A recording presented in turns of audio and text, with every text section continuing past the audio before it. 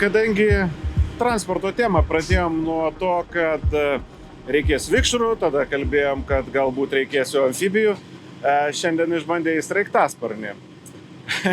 Nu, ne tas turbūt bandymas, kuris yra pats mieliausias, bet gydytojai ir jų pagalba Dakare turbūt yra labai svarbi, nes nutikimų įvairiausių būna.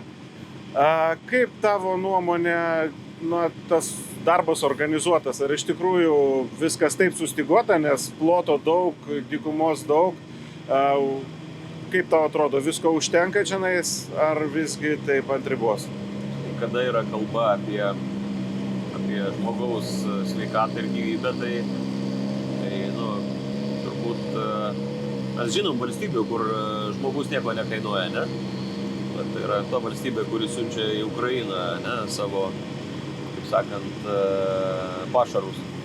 Bet jeigu mes kalbam apie kiekvieną normalų pasaulį, tai žmogaus gyvybė yra labai svarbi. Ir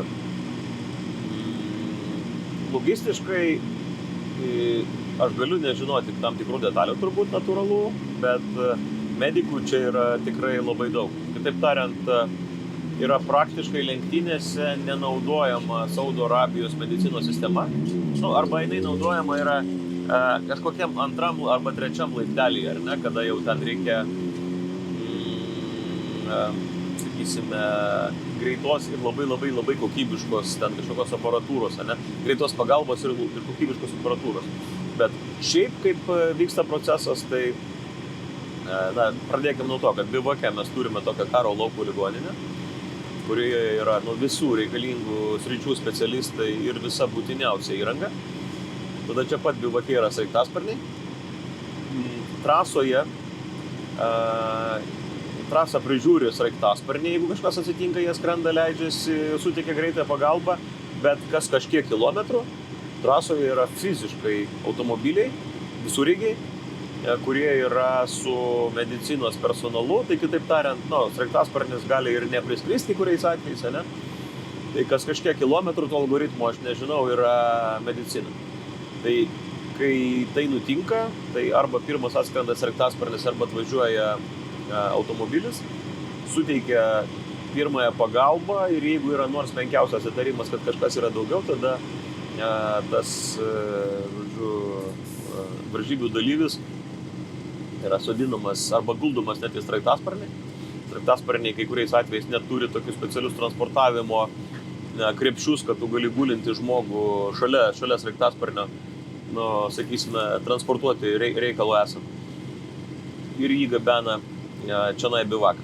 Jeigu Bivake neužtenka galimybių, tada yra naudojama jau Saudo Arabijos medicinos sistema, bet labai dažnais atvejais yra net paruošti lėktuvai ir transportuojama, pavyzdžiui, į Europą, jeigu ten, sakysime, jeigu yra klausimų ten dėl arba nepasitikėjimo, sakysime, čia Saudo Arabijoje ta medicinos sistema, tai net ir taip. Tai kitaip tariant, čia daugia pakopės yra medicininis aptarnavimas ir jisai veikia tikrai šiaip pakankamai efektyviai, bet kai nutinka nelaimė, tai kiekvieną sekundę tu žinai, kad tau tas laukimas jisai labai prailgsta.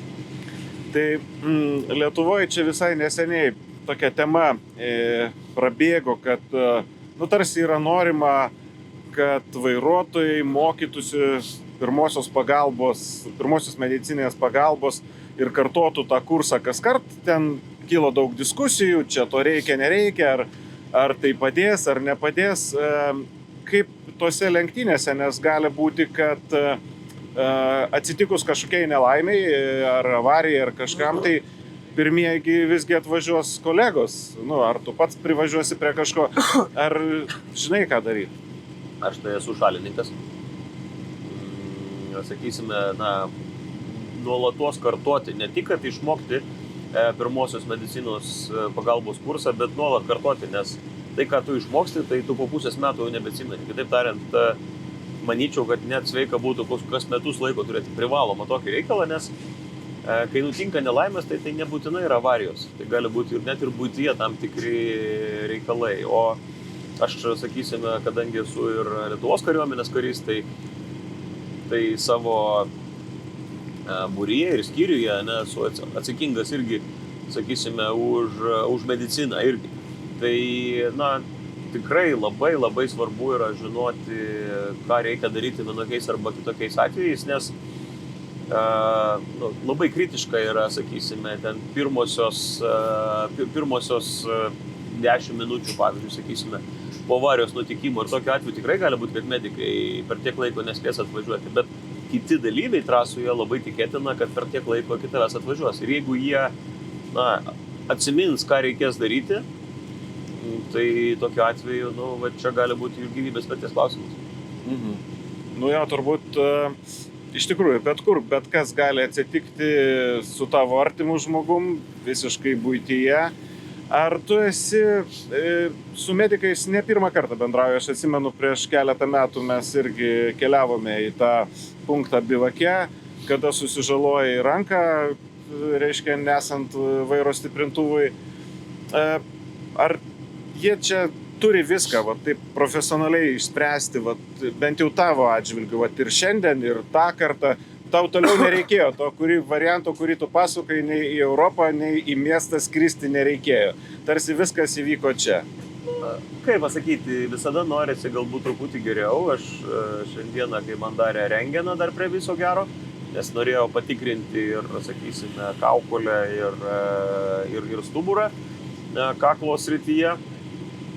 Tai, sakysime, tai darė su tuo pačiu rentgenu, kuriuo 2015 metais man darė riešo rentgeną ir pamatė vieną lūžusį kaulą, dėl kurio nenorėjo leisti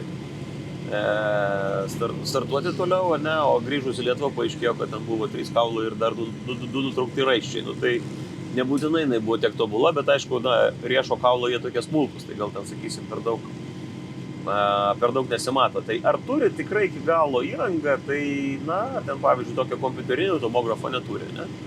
Tai aš jau savo galvą susitariau, kad susitvarkysiu visgi ten galutinai ir detaliai, visgi mes susižiūrėsime Lietuvoje.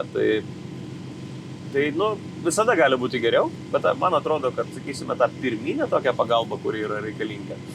Aparatūra taip yra svarbu, bet aišku, yra labai svarbu ir tinkamas personalas, tinkama patirtis, o čia panašu, kad žmonės, kurie dirba, tai jie, ne tik Dakare būna, jie važinėja per įvairius karštus taškus, tokie, pakankamai matė gyvenimą.